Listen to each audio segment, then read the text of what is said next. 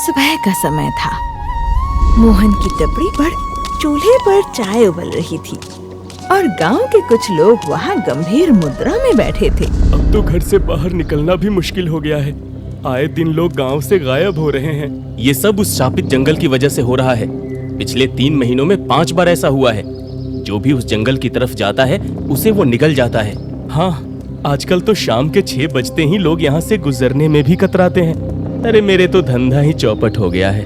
वैसे मैंने एक बड़े हकीम से सुना था कि उस जंगल के ठीक बीचों बीच एक ब्रह्म वृक्ष है। उसकी जड़ों में एक ऐसी दिव्य जड़ी बूटी है जो मरते हुए आदमी को भी जिंदा कर दे। हैं? क्या काका? कुछ भी बोल रहे, चाहे जो खास हो वहाँ, पर मैं तो कभी न जाऊं। जान है तो जहान है। गांव की बाहरी छोर पर रमेश लालटेन लिए घर जा रहा था। हे भगवान, आज तो बहुत देर हो गई। हमको सही सलामत घर पहुंचा दे। तभी उसे जंगल के अंदर से एक हलचल सुनाई देती है। कौन है वहाँ? कौन है? अचानक झाड़ियों में जोर से हलचल होती है और 2 हाथ उसके पैर जकड़कर उसे अंदर खींच लेते हैं। बचाओ! अगले दिन चंदनपुर गांव के बस स्टैंड पर एक बस आकर रुकती है। बस से आनंद उतरता है, जिसे देख वहाँ खड़े लोग आपस में कानाफूसी करने लगते हैं। लो, आ गए शहरी बाबू, बड़का कलेक्टर बनके। जब गांव से मन भर गया था तो अब वापस काहे आए हैं? अरे भाई, शहर की चकाचौंध देख ली होगी तो अब यहाँ गांव के किसानों को ज्ञान बांटने आए होंगे। आनंद उनकी बातें सुनकर मुस्कुराते हुए आगे बढ़ जाता है और सीधे अपने बचपन के दोस्त मोहन के घर पहुँचता है। मोहन आंगन में काम कर रहा था। जैसे ही उसकी नजर आनंद पर पड़ती है, उसका चेहरा खिल उठता है। आनंद, मेरे भाई। दोनों दोस्त एक दूसरे को गले से लगा लेते हैं। आओ बैठो और बताओ, कैसी चल रही तुम्हारी कृषि वैज्ञानिक की पढ़ाई? पढ़ाई तो पूरी हो गई है, इसलिए तो अब हमेशा के लिए वापस आ गया हूँ। ये तो बहुत अच्छी बात है। हाँ, पर लगता है गांव वाले आज भी मुझसे नाराज हैं। सब सोचते हैं कि मैं इस गांव की मिट्टी को पिछड़ा समझकर शहर भाग गया था। दिल छोटा ना करो भाई, धीरे धीरे सब समझ जाएंगे। तभी अचानक मोहन सीना पकड़कर जोर से खांसने लगता है। आनंद तुरंत टेबल से पानी का ग्लास उठाकर उसे देता है। मोहन, तुम ठीक हो? हाँ, मैं ठीक हूँ। बस मामूली सी खांसी हो गई है। मोहन की पत्नी, जो हाथ में चाय की ट्रे लिए खड़ी थी, उसने कहा, आनंद भैया, अच्छा हुआ आप आ गए। जरा इन्हें समझाइए ना कि डॉक्टर को दिखा ले। कई हफ्तों से बीमार हैं ऐसे ही। रात होते ही इनकी खांसी इतनी बढ़ जाती है कि रात भर ठीक से सो ही नहीं पाते हैं। अरे आरती, अपने आप ठीक हो जाएगा ना? नहीं मोहन, भाभी ठीक कह रही हैं। तुम्हारी हालत देखकर ये कोई मामूली खांसी नहीं लगती है। इसलिए आज शाम को ही तुम मेरे साथ डॉक्टर के पास चलोगे और इस पर मैं कोई ना नहीं सुनूंगा। अरे पर अच्छा ठीक है, चल देंगे तुम्हारे साथ। शाम के वक्त अस्पताल के केबिन में डॉक्टर साहब मोहन की जांच कर रहे थे। बीमारी की वजह से मोहन का चेहरा बिल्कुल पीला पड़ चुका था। मोहन, ये खांसी तुम्हें कब से आ रही है? डॉक्टर साहब, करीब 2 हफ्ते हो गए और तुम अब आ रहे हो। इतनी बड़ी लापरवाही ठीक नहीं है मोहन। बीमारी को मजाक समझ रखा है क्या? डॉक्टर की डांट अभी खत्म नहीं हुई थी कि मोहन अपना हाथ सीने पे रखकर जोर से खांसने लगा। उसकी आंखें जैसे पलटने लगी और वो बेंच से नीचे चक्कर खाकर गिर गया। मोहन, आंखें खोलो भाई। कंपाउंडर तुरंत मोहन को उठाकर स्ट्रेचर पर लेटाता है और कुछ देर की जांच के बाद डॉक्टर गंभीर चेहरा लिए आनंद के पास आते हैं। आई एम सॉरी, अब बहुत देर हो चुकी है। इनका इन्फेक्शन फेफड़ों में बहुत बुरी तरह फैल चुका है। अब इनकी बीमारी ठीक नहीं की जा सकती। नहीं डॉक्टर साहब, ऐसे हाथ मत खड़े करिए। मेरे दोस्त को बचा लीजिए। अब कुछ नहीं हो सकता आनंद, बहुत देर हो चुकी है। डॉक्टर की बात सुनते ही आनंद का दिल टूट जाता है और वो बेबसी से मोहन को देखने लगता है। डॉक्टर की कही बात जब आरती तक पहुंचती है तब वो फूट फूट कर रोने लगती है। नहीं, मैं आपको कुछ नहीं होने दूंगी। मैं उस जंगल में जाऊंगी और वहाँ की दिव्य जड़ी बूटी मैं आपके लिए लेकर आऊंगी। पागल मत बनो आरती। जो भी उस जंगल में गया है वो कभी लौट कर नहीं आया। अपनी जान खतरे में डालने की कोई जरूरत नहीं है। नहीं, मैं आपकी एक नहीं सुनूंगी। मुझे अब जाना होगा। तुम्हें मेरी कसम है, तुम कहीं नहीं जाओगी। जो किस्मत में लिखा है वो होकर रहेगा। आनंद दोनों की बात सुन रहा था। अपने दोस्त को इस हालत में देख वो मन ही मन एक फैसला करता है। नहीं मोहन, मैं तुम्हें कुछ नहीं होने दूंगा। तुम्हारे पीछे पूरा परिवार है, पर मेरा कोई नहीं है। मुझे कुछ हो भी गया तो किसे फर्क पड़ेगा। मैं उस शापित जंगल में जरूर जाऊंगा। अगली सुबह आनंद कंधे पर बैग और हाथ में लाठी लिए चुपके से गांव की सीमा पार करता है। वो बिना पीछे मुड़े सीधा जंगल के घने रास्तों के अंदर बढ़ जाता है। जंगल के घने पेड़ों के बीच कबीले के लोग आग जलाकर भोजन पका रहे थे। चारों तरफ बड़े बड़े पत्थरों और लकड़ियों का घेरा था और चूल्हे पर एक बड़े से बर्तन में कंदमूल उबल रहे थे। चिंगा, जरा और कर्मा पात तोड़ कर ले आ। इसके बिना तो हमारा भोजन अधूरा है। हाँ, और साथ में झुर्रा मिर्च भी ले आता हूँ। इसकी तीखी खुशबू से खाना देर तक ताजा रहता है। हो रहा नाका नाका तुम जारानुम माँ का जंगल रूहा हो या। चिंता ना करे सरदार, जितनी जरूरत होगी हम उतना ही लेंगे। आपकी सीख हमें ठीक से याद है, जंगल से कभी लालच नहीं करना। माई, वो घायल हिरनी अब कैसी है? कल मैंने ब्रह्म वृक्ष की औषधि से उस घायल हिरनी का इलाज कर दिया था और आज देखो वो फिर कैसे दौड़ रही है। ब्रह्म वृक्ष इस जंगल की आत्मा है, प्रकृति का संतुलन है। इसलिए बाहरी लोगों के हाथ ये कभी नहीं आनी चाहिए। वे सब इसे नष्ट कर देंगे, चाहे कोई भी आए। ब्रह्म वृक्ष की रक्षा हमारी पहली जिम्मेदारी है। हाँ, चलिए भोजन कर लेते हैं। हो या। जोगा की बात पर सभी सहमति से सिर हिलाते हैं और चूल्हे पर पक रहे कंदमूल को परोसने लगते हैं। इधर आनंद जंगल के बीचों बीच पहुंच जाता है।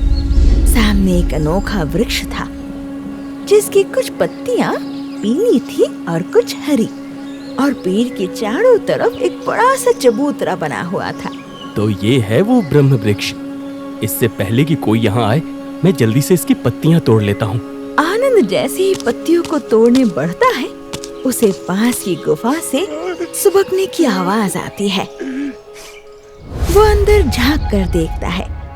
वहाँ गांव से गायब हुए सभी लोग मौजूद थे और उनके पैरों में जंजीरें बंधी थी। आनंद भैया, आप हमें बचा लीजिए। रमेश, तुम यहाँ कैसे? और ये सब क्या है? भैया, हम सब लोगों को ये कबीले वालों ने बंदी बना लिया है। हमें घर जाने नहीं दे रहे हैं। तभी आनंद की नजर रमेश के दाएं हाथ पर पड़ती है, जहाँ से उसका अंगूठा गायब था। रमेश, तुम्हारा दाएं हाथ का अंगूठा? ये किसने किया? इन कबीले वालों ने। ये बोले कि अगर ब्रह्म वृक्ष की जड़ी बूटी चाहिए तो अपनी मर्जी से अंगूठे की बलि देनी होगी। पर जैसे ही कोई अंगूठा देता है, ये लोग उसे यहाँ बंदी बना लेते हैं। हमसे जड़ी बूटी और मसाले कुटवाते हैं। क्या? ये तो गलत है। आप यहाँ क्यों आए भैया? ब्रह्म वृक्ष की जड़ी बूटी के लिए। चले जाओ भैया, कुछ नहीं मिलेगा यहाँ पर। अरे ये लोग तुमको भी बंदी बना लेंगे। नहीं, मैं पीछे नहीं हट सकता रमेश। मोहन बहुत बीमार है, डॉक्टर ने हाथ खड़े कर दिए हैं। मैं उसके लिए ये जड़ी बूटी लेकर ही जाऊंगा। अरे नहीं भैया, मत पड़ो चक्कर में। ये लोग कभी नहीं मानेंगे। भाग जाओ यहाँ से। रमेश की बात पूरी भी नहीं हुई थी कि अचानक गुफा के मुहाने पर हाथ में भाला लिए जोगा और चिंगा आकर खड़े हो जाते हैं। हाँ रुम, जंगल में एक और बाहरी आ गया, पकड़ो इसे। ले चलो, अब इसका फैसला सरदार ही करेंगे। जोगा और चिंगा झपट कर आनंद को दबोच लेते हैं और उसे सरदार भेड़ू के पास ले जाते हैं। सरदार, यही है वो बाहरी जो चुपके से गुफा तक पहुंच गया। कौन हो तुम और यहाँ किस इरादे से आए हो? मेरा नाम आनंद है। मैं यहाँ किसी गलत इरादे से नहीं आया हूँ। मुझे बस ब्रह्म वृक्ष की थोड़ी सी जड़ी बूटी चाहिए थी ताकि मैं अपने दोस्त की जान बचा सकूं। हारुम, तुड़ा बहा, बामारू, नाका, नाका छुमा। आप ठीक कह रहे हैं सरदार, ये बाहरी इस जंगल की पवित्रता नष्ट करने ही आया है। नहीं, ऐसा नहीं है। मैं आपसे विनती करता हूँ, मुझे सिर्फ थोड़ी सी औषधि दे दीजिए। मेरा दोस्त मोहन बहुत बीमार है, कृपया मेरी सहायता कीजिए। ठीक है, ये आप क्या बोल रहे हैं सरदार? मेरी बात अभी पूरी नहीं हुई है। इस जंगल से कुछ भी ले जाने का एक कड़ा नियम है लड़के। ब्रह्म वृक्ष की जड़ी बूटी बलिदान मांगती है। अगर तुम्हें वो औषधि चाहिए तो तुम्हें अपनी मर्जी से अपने दाएं हाथ के अंगूठे की बलि देनी होगी। लेकिन मैं अपने अंगूठे की बलि नहीं दूंगा, क्योंकि मुझे सच पता चल चुका है। आप जड़ी बूटी के बदले अंगूठा लेते हैं और फिर छल से लोगों को यहीं बंदी बना लेते हैं। ये कोई नियम नहीं, आपकी चाल है। हाँ, रुक जाओ, ये कोई चाल नहीं, हमारा रक्षा कवच है। और माई धनी की आंखों में बरसों पुराना दर्द उभर आता है। आज से सालों पहले कुछ चालाक और लालची व्यापारी इस जंगल में आए थे। उन्होंने हमारे सीधे साधे पूर्वजों का फायदा उठाया और धोखे से कागजों पर उनके अंगूठे का निशान ले लिया। वे हमारा पूरा जंगल हड़पना चाहते थे। हम बेघर होने वाले थे। तब इस ब्रह्म वृक्ष ने हमारी पुकार सुनी। लालची मनुष्य, जिस अंगूठे के उपयोग से तुमने इन निर्दोषों को छला है, वो अंगूठा अब तुम्हारा नहीं रहेगा।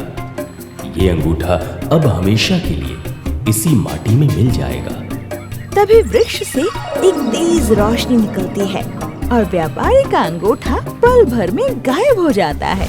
उसी दिन से इस जंगल की ये प्रथा है कि कोई बाहरी अपना अंगूठा लेकर यहाँ से वापस नहीं जाएगा। अब फैसला तुम्हारा है लड़के। दोस्त की जान के बदले अपने अंगूठे का दान देना है या नहीं? अतीत में जो हुआ वो गलत था, मैं मानता हूँ, लेकिन उसकी सजा आज के बेकसूरों को देना कहाँ का न्याय है? पुरानी नफरत की वजह से किसी की जान दांव पर लगा देना, ये तो अंधविश्वास है सरदार। हमारे नियम और परंपरा को अंधविश्वास बोलता है बाहरी। हमें सब मालूम है, तुम लोग आज भी नहीं बदले हो। अगर हमने तुमको मौका दिया तो कल फिर कोई कागज का टुकड़ा लेकर हमारा ये जंगल काटने आ जाएगा। सब एक जैसे नहीं होते सरदार, आप मुझ पर भरोसा कीजिए। जोगा चिंगा, इसे भी बंदी बना लो। रात का समय था। मशालों की रोशनी में सभी जंगलवासी ब्रह्म वृक्ष की तरफ आते हैं। देखा, मैंने कहा था ना, वृक्ष पहले से और ज्यादा सूख गया है। इसकी हरी पत्तियां पीली पड़कर जमीन पर गिर रही हैं। हे वन के राजा, हमसे ऐसी क्या भूल हो गई? क्या आपका क्रोध इस तरह बरस रहा है हम पे? ये हमसे रूठ गए हैं माई, क्योंकि आज हमने उस लड़के का अंगूठा लिए बिना अपनी परंपरा को अधूरा छोड़ दिया। वो बाहरी भी यहाँ छल करने के इरादे से आया था, इसलिए ये सब हो रहा। जोगा, जाओ उस बाहरी लड़के को गुफा से बाहर लेकर आओ। जोगा तुरंत आनंद को गुफा से बाहर लाकर खड़ा कर देता है। लड़के, तुमने इन्हें क्रोधित किया है, अब तुम्हें अपना अंगूठा देना ही होगा। हा, देना ही होगा। आनंद की नजर उस ऊंचे और चौड़े चबूतरे पर पड़ती है, जिसे कबीले वालों ने पत्थरों और सीमेंट जैसी सख्त माटी से पूरी तरह बंद कर दिया था। पत्तियां इस तरह अचानक पीली नहीं पड़ती, ये सब इनका अंधविश्वास है। रुको, बंद करो ये सब। सरदार, ये वृक्ष नाराज नहीं है, तुम लोग अनजाने में इसे खुद मार रहे हो। इस चबूतरे को देखो, तुमने इसे पत्थरों से इतना ऊंचा और चौड़ा घेर दिया है कि वृक्ष की जड़ें घुट रही हैं। उन्हें न हवा मिल रही है न पानी। सरदार, ये बस खुद को बचाने के लिए झूठ बोल रहा, छल कर रहा। समझने की कोशिश कीजिए सरदार, जरा चारों तरफ देखिए, जंगल के बाकी सारे पेड़ हरे भरे हैं। अगर वन देवता नाराज होते तो पूरा जंगल सूखता, सिर्फ यही एक पेड़ नहीं। आनंद के इस तर्क को सुनकर कबीले वालों में कानाफूसी होने लगती है। रुको सब लोग, ये बाहरी लड़का जो कह रहा है, इसकी बात में सच्चाई नजर आ रही है। हमें एक बार इसे मौका जरूर देना चाहिए। ठीक है, अगर माई कह रही है तो हम तुम्हें एक मौका देंगे, लेकिन अगर तुमने चालाकी की तो तुम्हारे दोनों हाथ इस जंगल से बाहर नहीं जा पाएंगे। अगली सुबह आनंद कबीले वालों की मदद से उस पक्के चबूतरे को तोड़ देता है, ताकि जड़ों को हवा मिल सके। आप दोनों जरा वो खोखले बांस काट कर ले आओ, हमें पानी को सीधे जड़ों की गहराई तक पहुंचाना होगा। हुर्रा! अरे मैं विनती कर रहा हूँ भाई। जोगा और चिंगा बांस लेकर आते हैं। आनंद एक देसी ड्रिप सिस्टम तैयार करता है। वो बांस की नलियों को जड़ों के पास गाड़ कर झरने के पानी को सीधे गहराई तक पहुंचाने लगता है। सरदार, अब बस कुछ दिनों तक इस जड़ों की नमी बनाए रखना है। प्रकृति अपना काम खुद करेगी। कुछ दिन तक कबीले वाले रोज उत्सुकता से वृक्ष को निहारते थे। फिर एक सुबह कबीले में भारी उत्साह की आवाज गूंज उठती है। सरदार, वृक्ष ने हमारी सुन ली, चमत्कार हो गया। पेड़ की सूखी टहनियों से छोटी छोटी नई हरी पत्तियां फूट रही थी और ब्रह्म वृक्ष को नया जीवन जो मिल चुका था। आनंद, आपने हम सबको नई जिंदगी दी है। आपने ब्रह्म वृक्ष और कबीले को बचा लिया। बताइए, इस उपकार के बदले मैं आपके लिए क्या करूं? सरदार, अगर आप कुछ करना ही चाहते हैं तो सबसे पहले बेकसूर गांव वालों को आजाद कर दीजिए और मुझे थोड़ी सी जड़ी बूटी दे दीजिए। इस ब्रह्म वृक्ष की औषधि से मेरे दोस्त की जान बच जाएगी। ये ले बेटा, ब्रह्म वृक्ष की दिव्य जड़ी बूटी, इसे ले जा और अपने दोस्त की जान बचा ले। धन्यवाद। और मेरा एक सुझाव है, पुरानी नफरत को भूलकर अब जंगल और गांव के बीच भरोसा बढ़ाइए। सरदार, आप लोग जंगल के शुद्ध मसाले और जड़ी बूटियां गांव के बाजार में बेच सकते हैं। इससे कबीले की आर्थिक स्थिति भी सुधरेगी। तुम ठीक कह रहे हो। कबीले के इतिहास में अब से एक नई शुरुआत होगी। कुछ महीने बाद गांव की सीमा पर जंगल ढाबा खुल चुका था, जहां भारी भीड़ थी। मोहन काउंटर पर खाना परोस रहा था और सरदार भेरू ग्राहकों का स्वागत कर रहा था। मानना पड़ेगा भाई, इस ढाबे के खाने का कोई मुकाबला नहीं है। कबीले के शुद्ध मसालों ने तो जादू ही कर दिया। धन्यवाद, पर सब कुछ आनंद का कमाल है। सही बात है, हम सब तो उसे शहरी बाबू कहकर गद्दार समझ रहे थे, लेकिन वो तो पूरे गांव और कबीले का मददगार निकला।